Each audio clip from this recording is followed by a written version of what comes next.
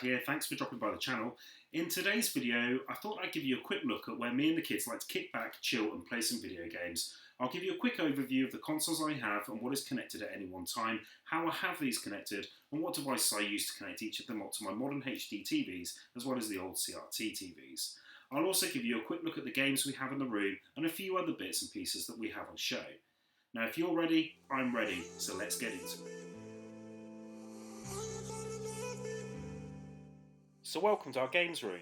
We start with our games collection on show across 3 shelving units which we got from IKEA I believe. I think they're from the Malm range and they look really good on the wall. With the seating area below, it's perfect for gaming. Then we have our setup of 2 HD TVs and 2 CRT TVs, along with the various consoles we have set up. Again, these units are from IKEA and they work really well for displaying the consoles, as each fits in place like they were made for us gamers to use. As I'm sure you'll agree, it does look awesome. Next up we have Mario, proudly keeping hold of my daughter's Nintendo DS, along with a few of the DS games we have, and the amazing I'm a Gamer, I Have Unlimited Live sign. There's also a Lego custom figure of myself which was a present and sums me up perfectly, with Lego bricks showing off a PlayStation 4, a Nintendo Entertainment System, a ZX Spectrum, a C64 GameCube and Super Mario World gameplay in the background while I played my trusty Game Boy. Gamesterdad for the win!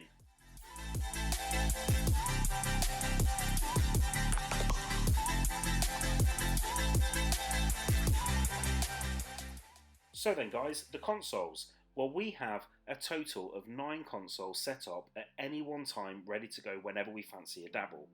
I also have my Commodore 64 Mini in the box, which is just down here. It's a fantastic little machine and it's ready to go whenever I fancy firing it up. More about that in a future video. We have the PlayStation 1, the N64. These are both connected to our first CRT TV via composite and SCART. Just want to give a quick shout out to Chris for this Darth Vader variant.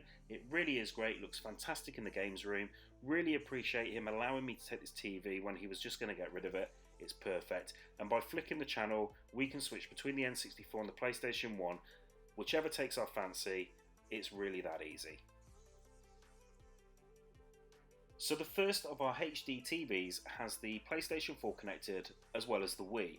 The PlayStation 4 is connected via HDMI and the Wii is currently connected via SCART, although I do have a HDMI connector for the Wii, which is a really great little device. It works really well. It was like £2 or something from eBay and it makes the games look really good.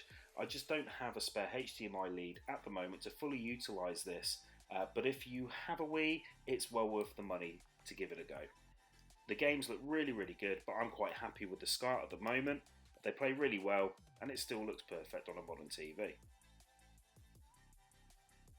So next we have the PlayStation 3, which is currently sat next to the Sega Dreamcast, which is sat next to the Super Nintendo Entertainment System, which is sat next to the Mega Drive, along with the Xbox One and the PlayStation 4 Pro.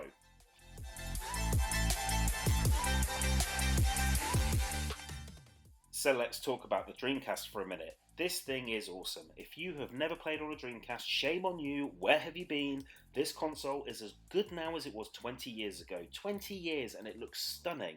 It's probably helped by the fact that I'm running it through VGA, which is then connected to this HD converter, which is then outputting on our second HD TV in all its glory. I love this machine though. It has some great games, it has a brilliant library. The controllers are a little bit funky. They do take a little bit of getting used to, but it is a great machine. So where's all the clutter? Well, the clutter's in here. Well, no, this is all my gamepads, it's all my joysticks, it's all my controllers, etc. Basically, I just keep everything in here. We have the Wii controller, the SNES, the N64, the Dreamcast, the Xbox, basically anything to do with any of the consoles. So let's go back to the 90s, the early 90s, Sega and Nintendo scrapping it out for supremacy, the mighty Mega Drive and SNES dominating the gaming industry. 2 of my favourite machines, ones which I grew up with, are both here on the second of our CRT TVs, where flicking between them is nice and easy. We can enjoy some Disney action with Aladdin, or some Super Mario World fun without the headache of Spaghetti Junction.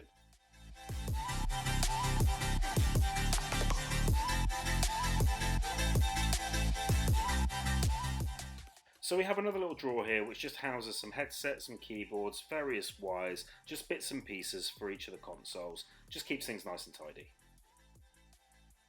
So my display cabinet houses my Pac-Man Ghost Light and my Jaws pop vinyl figure at the top.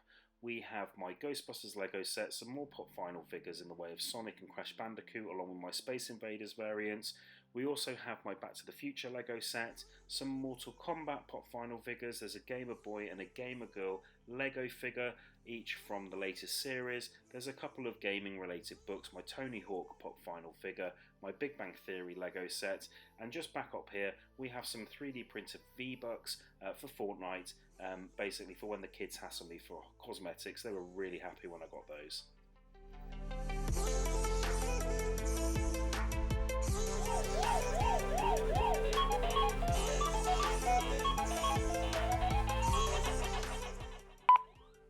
So that's my retro Pac-Man light. It's really cool, makes a load of sounds, it looks really good on the shelf.